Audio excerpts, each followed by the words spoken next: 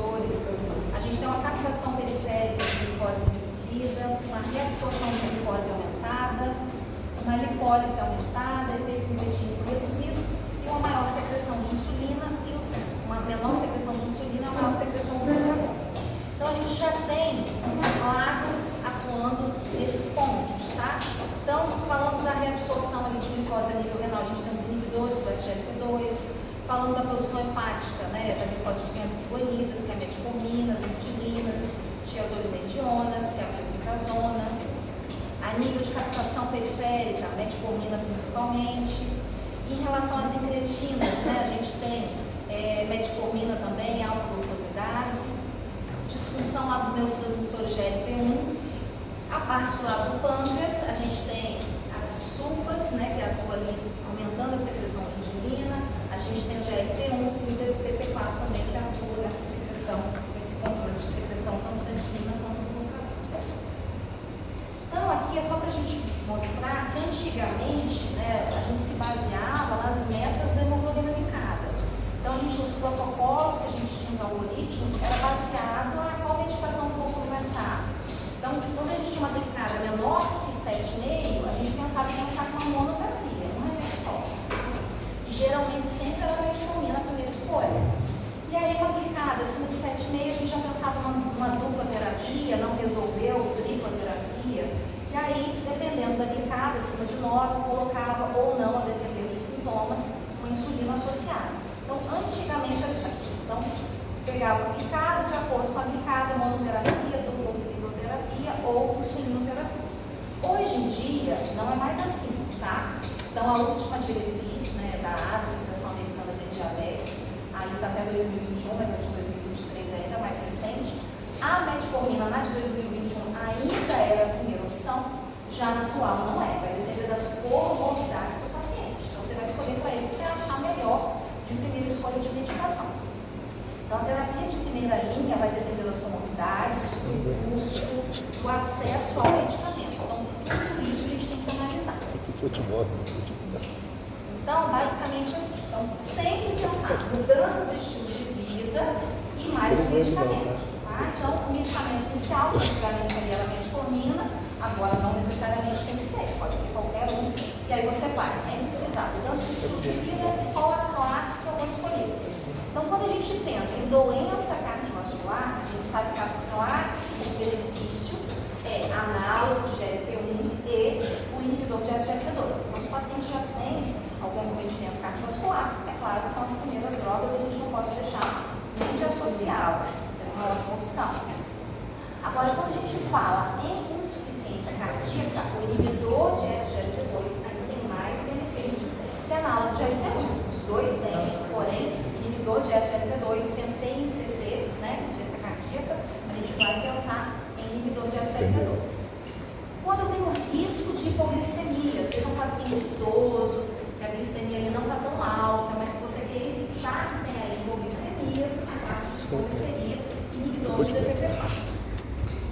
Quando a gente fala em obesidade, há um paciente obeso, a gente pensa primeiro em análogo de GLP-1, então que vai dar realmente para ele perda de peso, vai ajudar, ou inibidor de SGLT2, que também ajuda na perda de peso, mas não é uma perda significativa, igual ao análogo de GLP-1. Mas paciente obeso, com diabetes, a gente tem que pensar nessas classes. E agora, quando a preocupação é o custo, né, o paciente não pode pagar, né, não pode investir nesses medicamentos, a gente pode pensar nas sulfas ou glicazonas, tá? Então, metformina aqui pode entrar em qualquer momento, é também um fármaco aí, tá? Né? É disponível, é um ótimo medicamento, apesar de estar muitos anos aí, mas tem ótimos benefícios, mas hoje a gente tem que olhar para o paciente as comorbidades, tá? Então, não é mais olhar só para a glicada isoladamente. Então, agora a gente vai entrar realmente em cada fármaco, tá? Iniciando com as biguanidas. Quem que é a bigonil? É a metformina. Então, dessa classe, a gente tem a metformina, que é um sensibilizador de ação da insulina. Então, esse fármaco, ele não trabalha a nível pancreático, tá? A produção, a ação dele é principalmente no fígado. Então, ele vai estar ali atuando 75%, diminuindo o débito hepático, a produção de glicose, contribuindo para a redução da hiperglicemia. Ele tem ação também a nível periférico.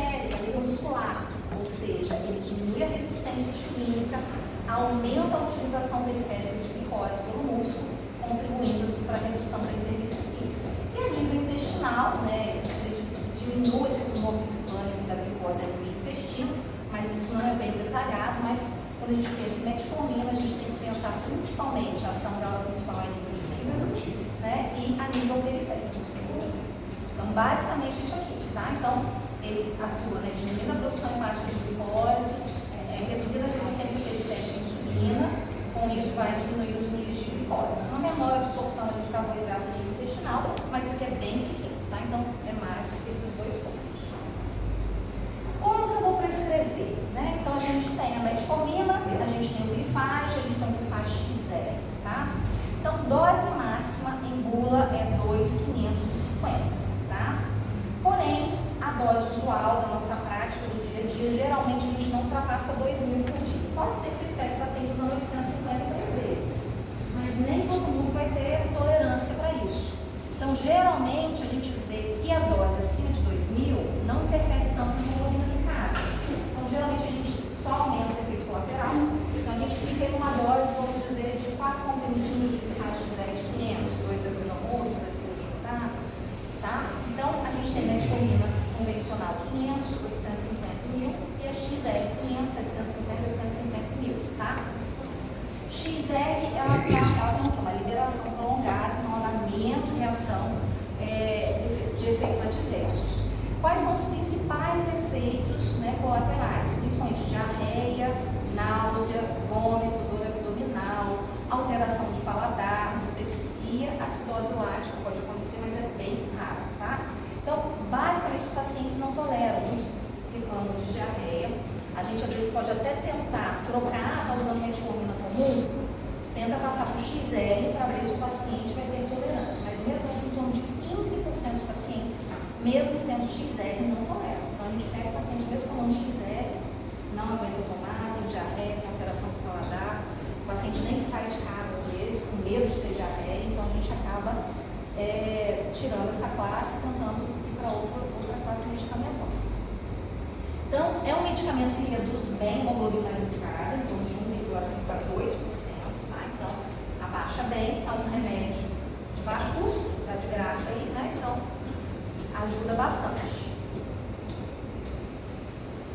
Dicas de prescrição. Então, a orientação por causa dos efeitos gastrointestinais é a gente começar com doses baixas, né? 500 miligramas após uma refeição. Na segunda semana você aumenta para 12 refeições, até você chegar na dose que você almeja, tá? Não precisa esperar 3 meses para ter ajuste de dose. Não precisa ficar esperando a hemoglobina glicada, tá? Às vezes, se você já vê que o paciente está com as glicemias capitulares alteradas, você já pode pedir para ele aumentar a dose. A apresentação XR, ela dá menos efeitos gastrointestinais, mas como eu falei para vocês, ainda assim tem pacientes que não toleram o XR, tá? E geralmente a apresentação XR você pode colocar 2 vezes ao dia ou 1 vez ao dia, tá? Existem várias combinações. Então a metformina hoje, ela é combinada com várias outras classes. Então a gente tem sulfa com metformina, a gente tem inibidores de DPP-4 com metformina, a gente tem inibidores de SGLT2 com metformina. Então tudo isso seria mais para facilitar a aderência. Você vai tomar Glifage com Forxiga. Às vezes se conseguir tomar os dois um só, é mais fácil, né? Não combina, tá? Então depende muito do paciente, né? É claro que aqui a metformina, o paciente acaba tendo que comprar embutido nessa associação. Então, tem que ver tudo em relação a custo, se é válido para o paciente, mas é uma forma de facilitar a aderência medicamentosa. Eles ajudam a melhorar a aderência da metformina? Não, então, a metformina está associada a outras classes. Vamos dizer que você queira passar um inibidor de DPP-4 com metformina. Você já pode passar um só associado, ao invés de tomar comprimidos separados. Entendeu? Mas aí tem que pagar, né? Assim, a metformina acaba saindo debaixo de um de graça. Quais são as vantagens, então? Das biguanidas? Reduz a glicada de 1 a 2 pontos. A gente viu naquele estudo da PDS, né, pegou pacientes recém-diagnosticados com diabetes do tipo 2, reduziu o risco, né, de desenvolver doenças cardiovasculares, principalmente a aterosclerose, que reduziu a mortalidade. Não causa hipoglicemia em monoterapia, então A metformina sozinha não causa hipoglicemia, tá? A não ser que você associe insulina, uma sulfa, aí você pode ter, mas não é da metformina. Às vezes tem paciente que chega, não, porque eu tive hipoglicemia, você tem que tentar explicar que às vezes não dá, tal, mas o paciente ainda, muita vez não acredita. Ela é neutra no peso, apesar da bula ter escrito ali que às vezes pode perder peso, tem pacientes até que inicialmente perdem um pouquinho de peso, mas na maioria das vezes a gente vai ver não tem perda de peso com metformina. E baixo custo, tá? Então essas são as vantagens. Precauções, o que a gente tem que tomar cuidado, né? Então, principalmente efeitos colaterais, náusea, epigastralgia, diarreia. Você pode reduzir a dose, se você estiver usando metformina comum, você passar para o XL. Lembrar da hipovitaminose B12, a gente não sabe o real motivo por que isso acontece, mas a metformina ela pode levar a uma deficiência de B12. E aí esses pacientes a gente tem que dar B12, se for necessário repetir. A acidose lática, ela é rara, porém ela é bem temida, né? Mas ela é rara de acontecer, eu pelo menos nunca peguei caso de cirrose, DPOC, insuficiência cardíaca descompensada, sepsis infarto. Geralmente esses pacientes, o ideal é que seja insulina. O paciente vai estar hospitalizado, vai estar internado muitas vezes, vai estar descompensado clinicamente. Geralmente a gente não deixa com medicação oral nenhuma. E a metformina, nessas situações, pode evoluir com uma acidose lática. Então, para evitar, o ideal é o quê? Suspender, tá? Professora, qual é o valor referência para B12? Então, na verdade, tem o valor de referência do laboratório. Tem ali que é deficiência e que não é, abaixo do que é deficiência.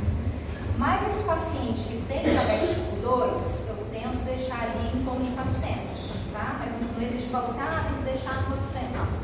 Se ela estiver nos 380, 400 eu deixo. Mas se eu já ver que está bem baixo de 100 e pouco, no limite inferior, eu já deixo. Nem que seja uma B12 semanal, comprimidinho, mas a gente já vê que ajuda, tá? E a gente já sabe a causa. O negócio é que a gente não pode ficar tratando sem. Tá com hipovitaminose B12, tem que investigar. Se ele não tem diabetes, não causa metformina, é o quê? Uma gastrite autoimune, tem alguma má absorção, ele operou, ele tem alguma cirurgia gástrica, você tem que investigar o motivo. Porque senão isso vai ficar recorrente e você não vai dar diagnóstico, tá?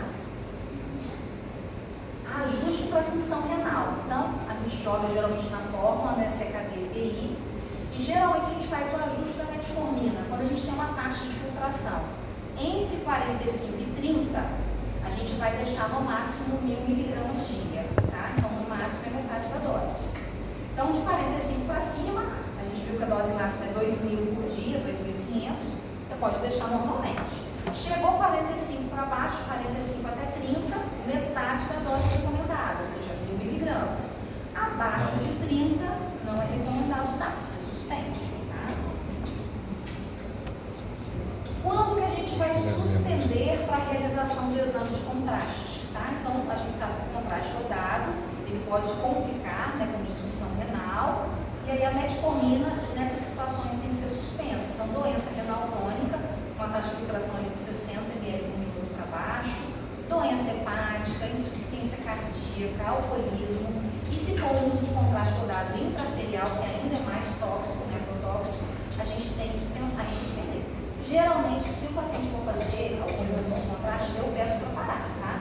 Pelo menos uns 3 dias antes, tá?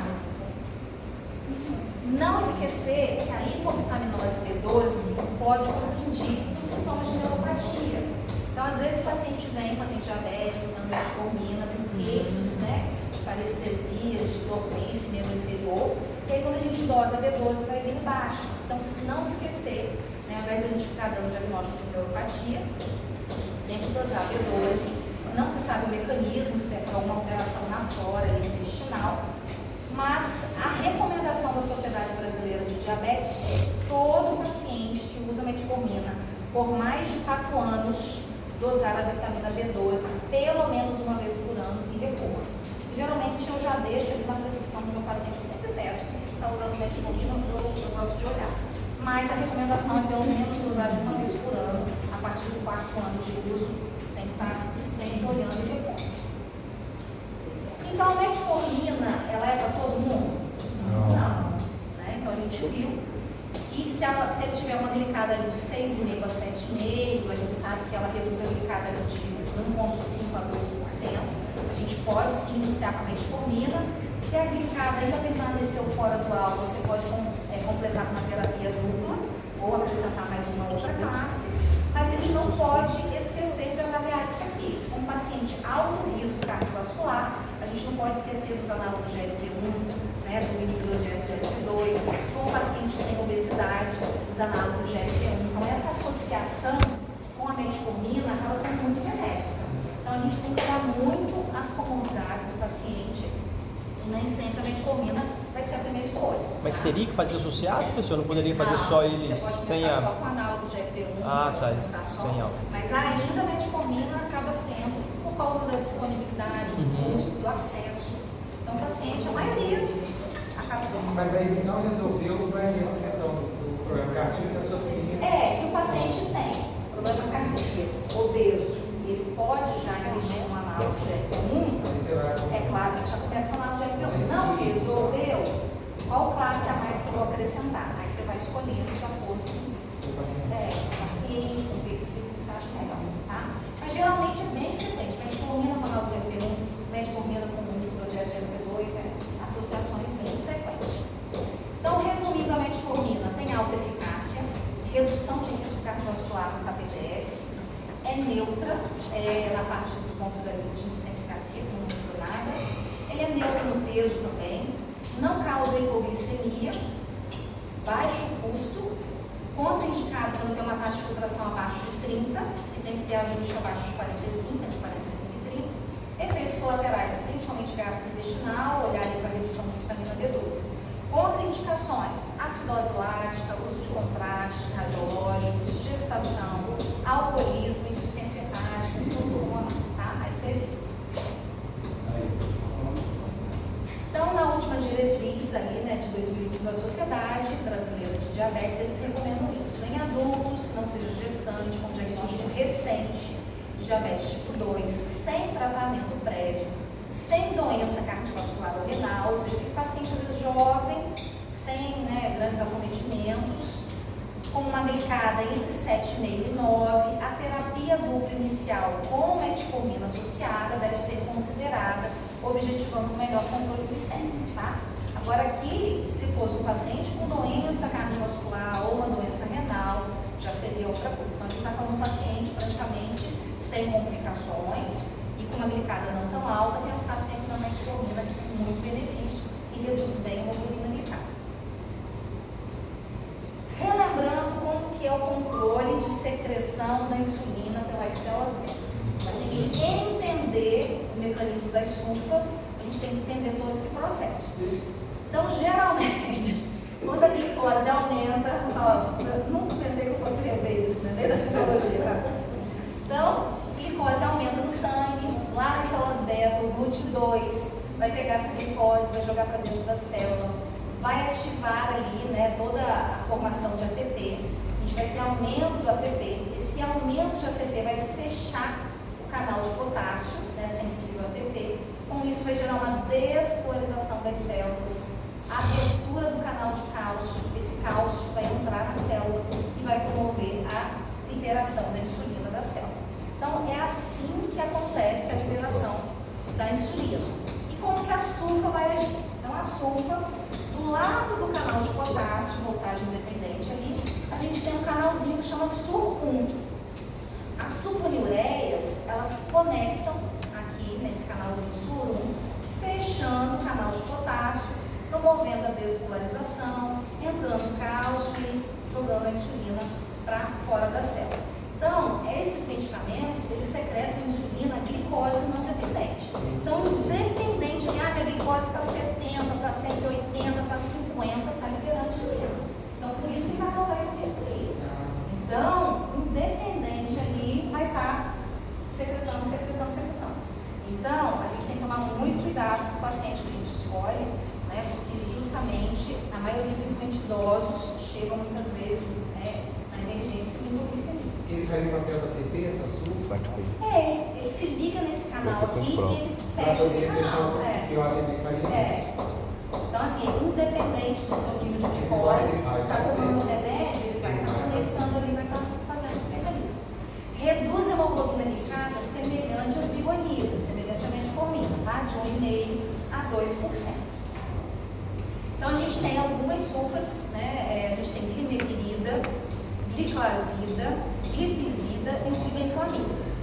O glibenclamida é o que é mais disponível aí no posto, tá? Na rede pública, que é o Daonil, Gliconil, tá? O glimepirida e o glicazida, eu gosto mais do glicazida, tem eles de liberação prolongada, ml. Geralmente a aderência é melhor, porque eles têm que tomar uma vez só por dia, enquanto o glibenclamida até 3 vezes ao dia, então a aderência é melhor e a gente vai ver que tem menos risco em relação ao glibenclamida, por exemplo. A dose prescrita inicialmente já pode ser a dose máxima, a depender da hemoglobina glicada. Então, assim, não precisa, tem que começar com 30, dose máxima do glicazida seria 120, 4 comprimidos de 30 ou 2 de 60. Mas aqui a dose inicialmente, se você já começar já com 120, se a glicada estiver muito alta, pode, tá? Não precisa esperar 3 meses para o ajuste. Não precisa ser tomado junto com refeição, pois o paciente não deve omitir as refeições. Isso também aumenta o risco de hipoglicemia, então o paciente pode tomar em qualquer momento. Vantagem é reduzir a glicada em até 2 pontos e o custo, tá?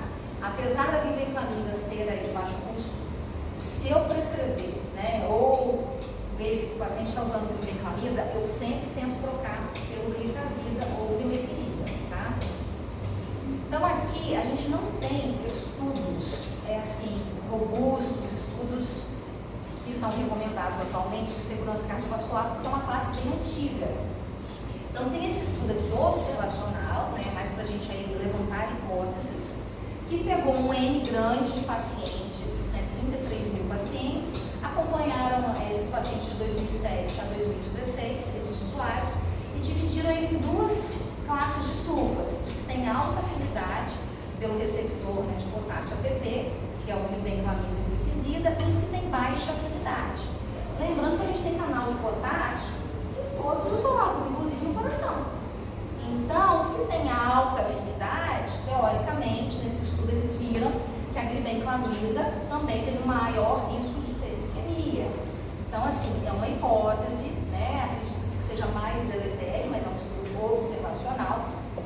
E aí, aqui foi demonstrado justamente isso, as hipóteses, né, que a sulfa com alta afinidade pelo canal de potássio, como a glibenclamida, mostrou maior risco de AVC e morte cardiovascular. Então, também é um motivo pelo qual eu acabo escolhendo os de baixa afinidade, que é o glicazida e o glimepirida, tá?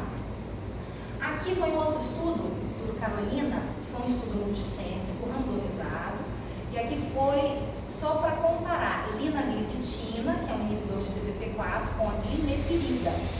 Não houve piora do risco cardiovascular, então não houve piora, mas ele foi neutro, tá? Então, não teve diferença. Então, assim, as sulfas de baixa afinidade, teoricamente, são mais seguras, tá? Então, quando for escolher essa classe, tenta dar preferência para glicazida ou glimepirida. Então, precaução, né, geralmente dá ganho de peso, menor ganho de peso com glicazida. Risco de hipoglicemia, porque fica ali estimulando a secreção, dependente do nível de glicose. Não é regra, mas alguns pacientes, por ficarem estimulando direto, se ela vai estimulando, pode evoluir com uma falência pulmonar. Então, pode chegar um momento que só precisa da insulina. Então, alguns pacientes evoluem, não é regra, então não acontece com todo mundo, mas pelo próprio mecanismo de ação do medicamento, a gente acredita que isso realmente possa acontecer, tá? Não recomendado também com taxa de filtração abaixo de 30, tá? Então, abaixo de 30, geralmente, suspenso. Contraindicações, diabetes tipo 1, que é só insulina mesmo, a gente vai passar a medicação, gestantes também são insulina, insuficiência hepática ou renal, cirurgias, internações, geralmente a gente dá preferência para a insulina. E aonde que a gente encontra nos guidelines, aonde eu acho as sulfas? Geralmente aonde a gente viu lá no início, onde o custo, né, onde o acesso é difícil, o custo, o paciente não pode, aí você vai prescrever assim. Então, resumindo, alta eficácia, ela é neutra no ponto de vista cardiovascular, você tem baixa afinidade pelo canal de potássio, tá? Aquele becamina então tem alta, né? Risco de hipoglicemia e causa ganho de peso, baixo custo, tem que ter ajuste para taxa de filtração abaixo de 30, é contraindicado. Pelo protocolo da Sociedade Americana de Diabetes, custo, a gente só coloca quando o custo é um problema, mas no Brasil, o que a gente mais vê é todo mundo usando sulfa, né? É pigonida e sulfa, então... Aqui está falando que ajuste quando a taxa de filtração é menor que 30, é ajuste ou para? Para de 30 você paga. Mas elas têm ajustes de acordo com o medicamento que vai baixando a taxa, tem que ajustar. A glibenclamida, por exemplo, abaixo de 65 já não é recomendado. Mas ninguém está usando. Então, assim, é pior, aumenta ainda mais o risco de hipoglicemia. Então, geralmente eu sempre troco. Então, se for prescrever sulfa, dar preferência à gliclazida ou à glibenclamida, por ter baixa afinidade no canal de potássio e aí ter menos prejuízo e menos danos.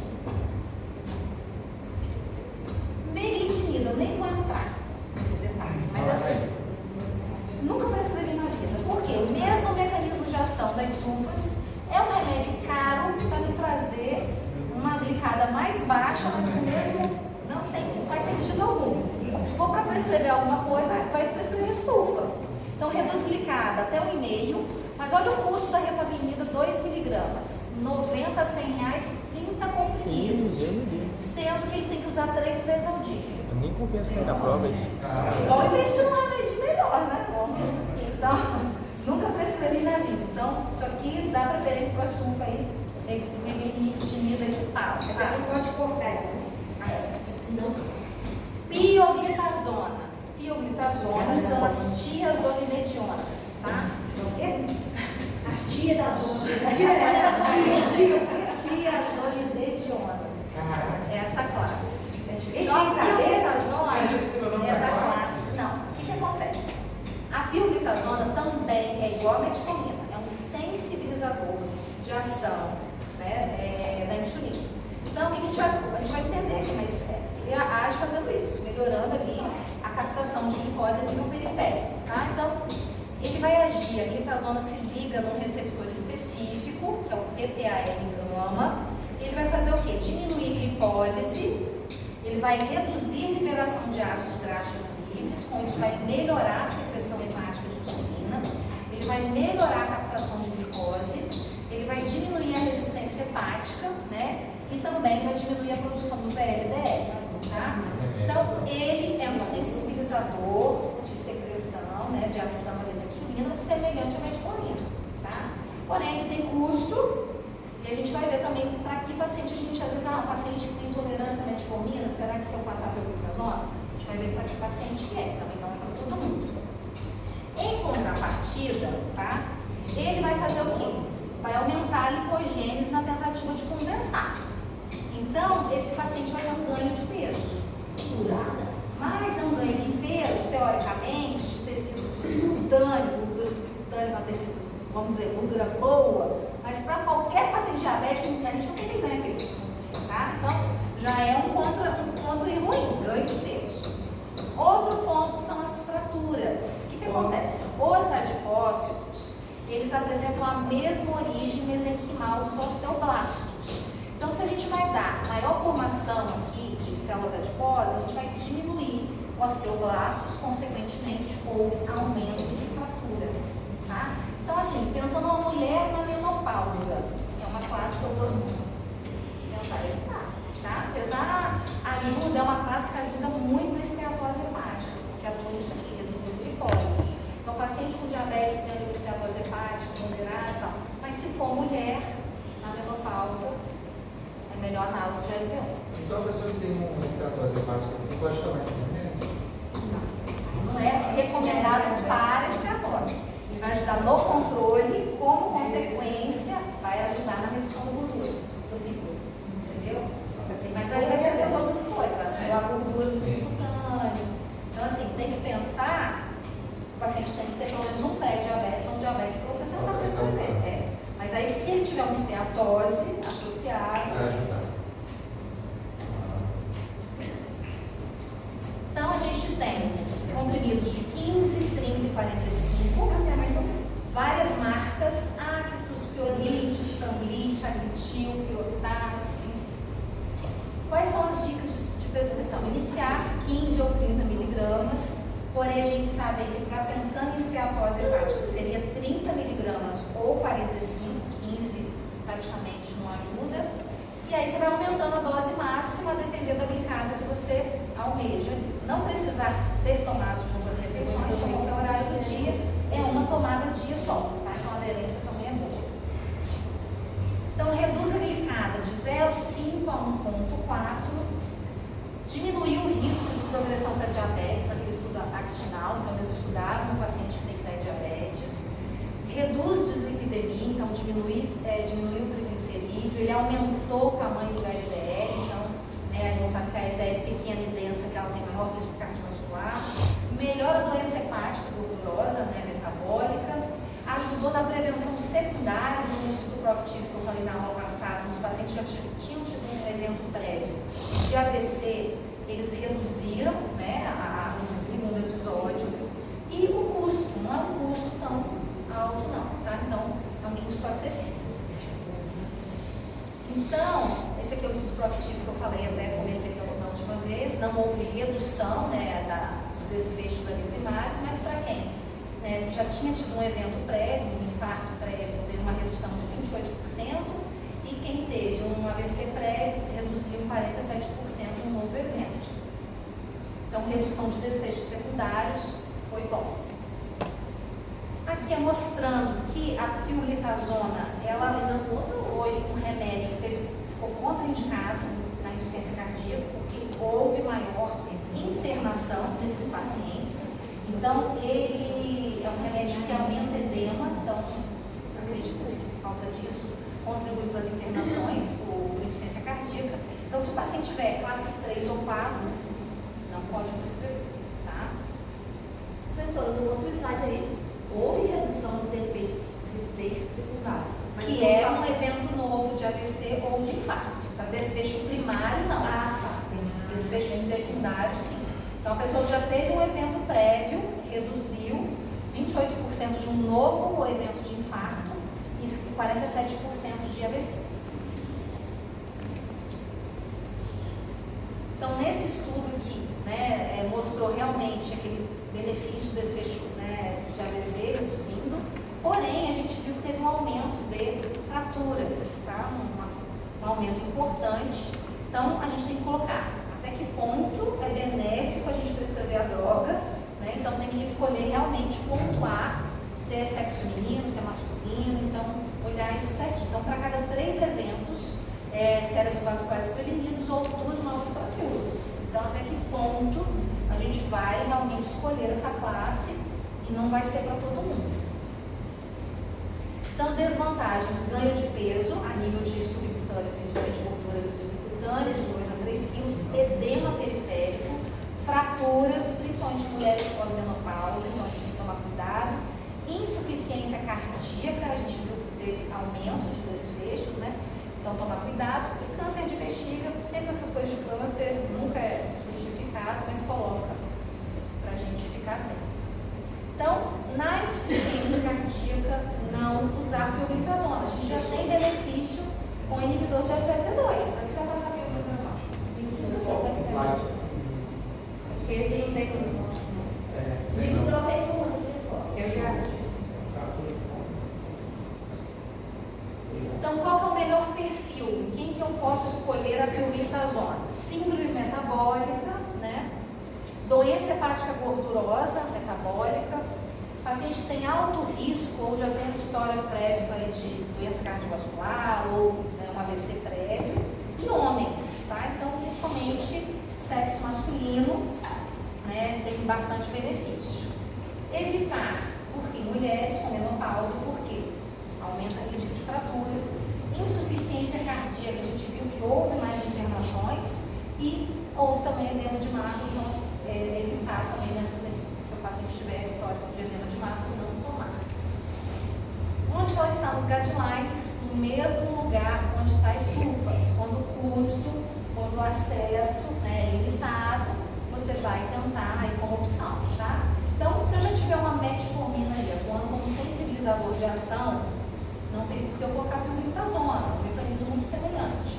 Ah, não está tolerando metformina, às vezes é um homem com doença hepática, gordurosa, metabólica.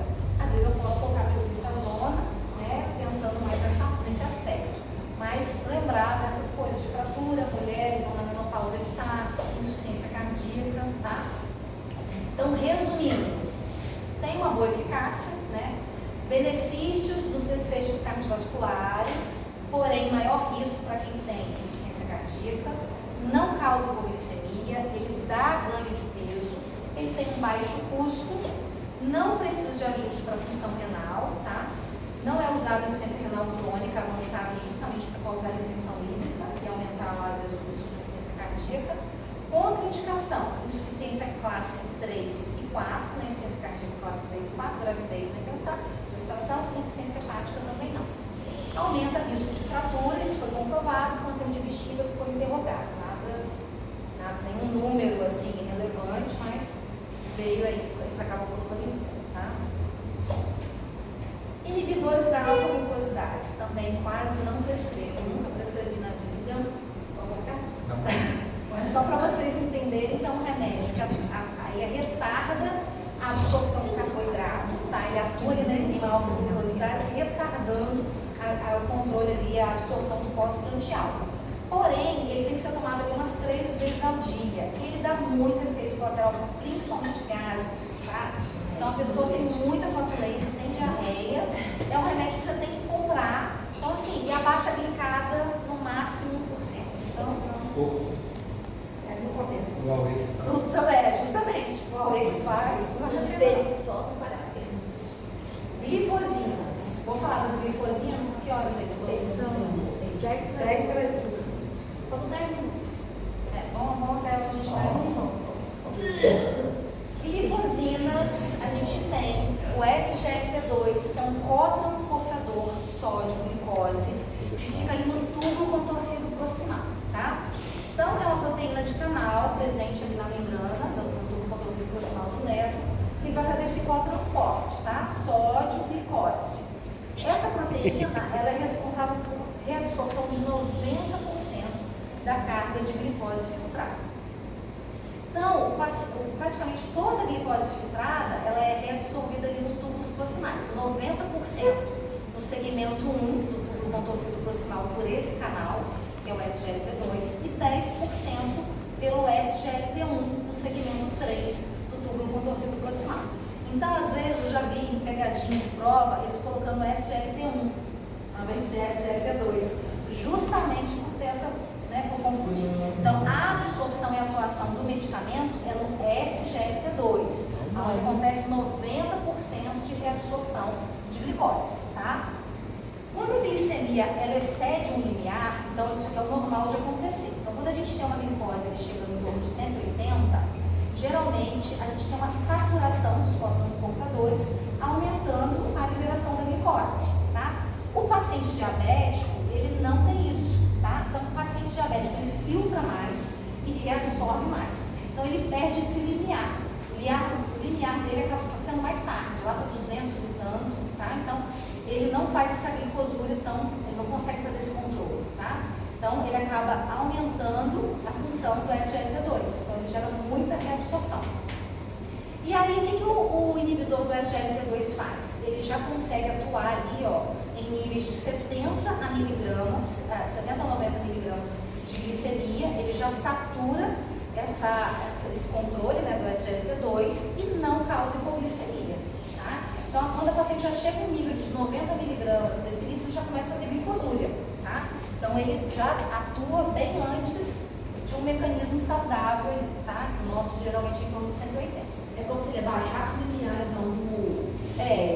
satura o SGLT2 e aí o paciente acaba não reabsorvendo, acaba eliminando, mas ele pode não Ele faz mais cedo, se ele mais cedo. A pessoa que está medicada, ela atua mais cedo ali, com níveis de glicose em torno de 90. 90 já faz glicosúria. Às vezes a gente pega o paciente com exame de urina, fazendo um exame de urina comum, vem glicosúria, 4 pontinhos.